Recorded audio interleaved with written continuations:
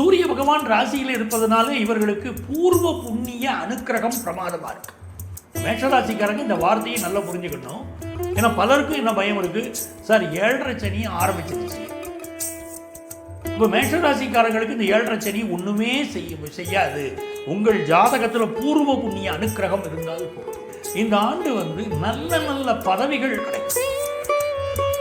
ராசிக்கு 12ஆம் இடத்துல பார்த்தீங்கன்னா ராசிநாதன் செவ்வாய் உட்கார்ந்துருக்காரு. இந்த ராசிக்கு அதிபதி இப்படி மறைஞ்சு இருக்காரு அப்படின்னு சொன்னா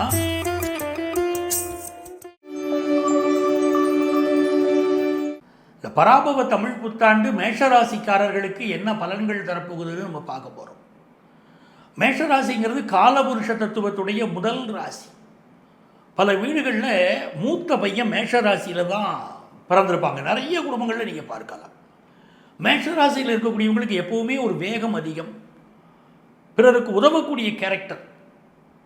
சொந்தக்காரங்க தெரிஞ்சவங்க யாருக்கு என்ன ஹெல்ப் வேணும்னாலும் மேஷராசிக்காரர்கள் வேக வேகமாக அவங்களுக்கு உதவி செய்வாங்க. எப்போவுமே ஒரு வேகமான ஒரு நேச்சர் இந்த ராசிக்கு இருக்கு. அந்த மேஷராசிக்காரர்களுக்கு இந்த ஆண்டு விதி பயன் இப்படி இருக்கு அப்படின்னு பார்க்கிறேன்.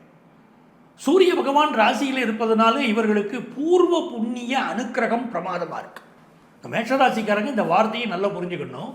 ஏன்னா பலருக்கும் என்ன பயம் இருக்கு, சார் 7.5 சனி ஆரம்பிச்சிருச்சு, இந்த 7.5 சனியினாலும் எங்களுக்கு மிகப்பெரிய பிரச்சனைகள் வந்துருமோன்னு பயமாக இருக்குன்னு மேஷராசிக்காரங்க கேட்டுக்கிட்டே இருக்கீங்க. அப்படி பயம் தேவையில்லை.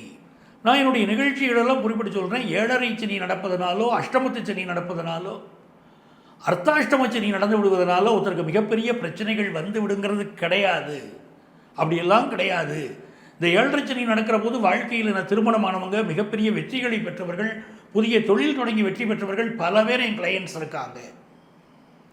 அப்போ மிக நல்ல நிலையில் அவங்க இருக்காங்க. அப்போ மேஷராசிக்காரங்களுக்கு இந்த 7.5 சனி ஒன்றுமே செய்யாது. உங்கள் ஜாதகத்தில் பூர்வ புண்ணிய அனுக்கிரகம் இருந்தால் போதும். இந்த கோச்சார பலன்களில் பார்த்தீங்கன்னா உங்கள் ராசியுடைய பூர்வ புண்ணியாதிபதி சூரிய பகவான் ராசியில் உட்கார்ந்துருக்கிறாரு.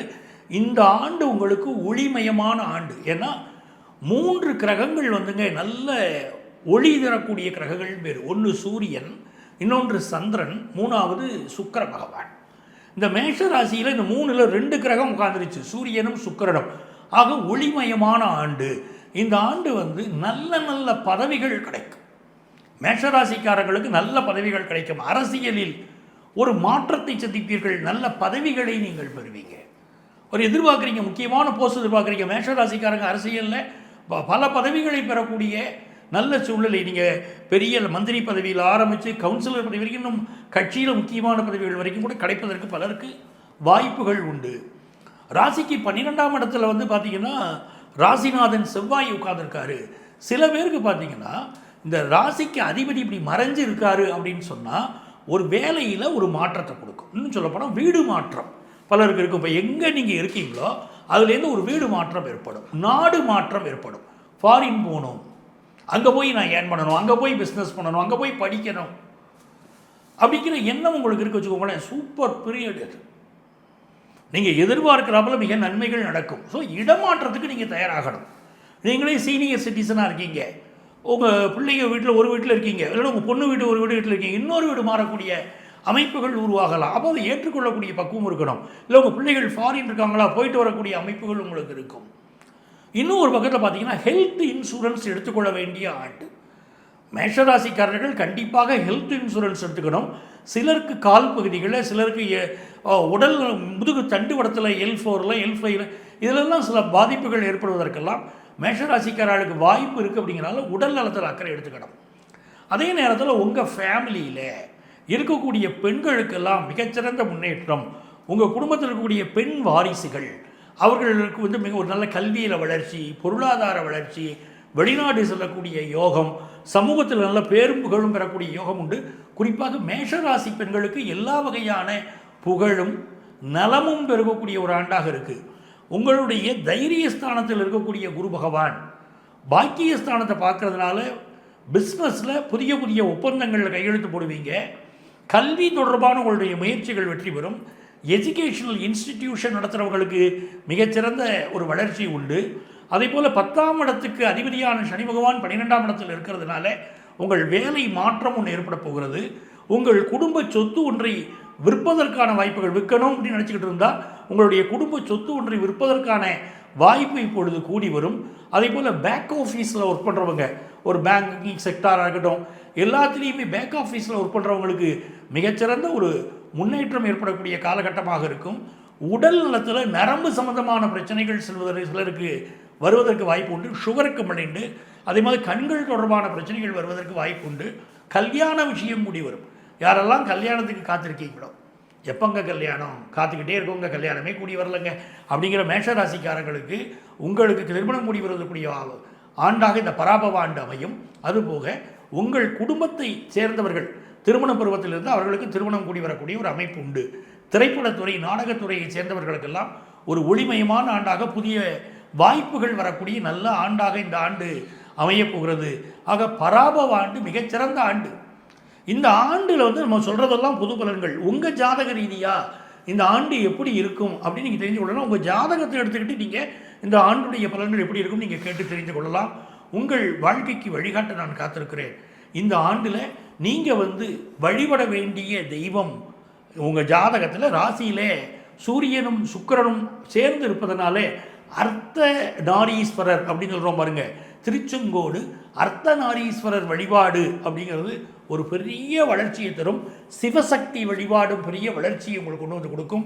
மிக நல்ல மாற்றங்கள் தரப்போகிற ஆண்டு. உடல் நலத்தில் அக்கறை எடுத்துக்கொண்டால் இந்த ஆண்டு ஒரு சுபிட்சமான ஆண்டாக மேஷராசிக்காரர்களுக்கு அமைகிறது.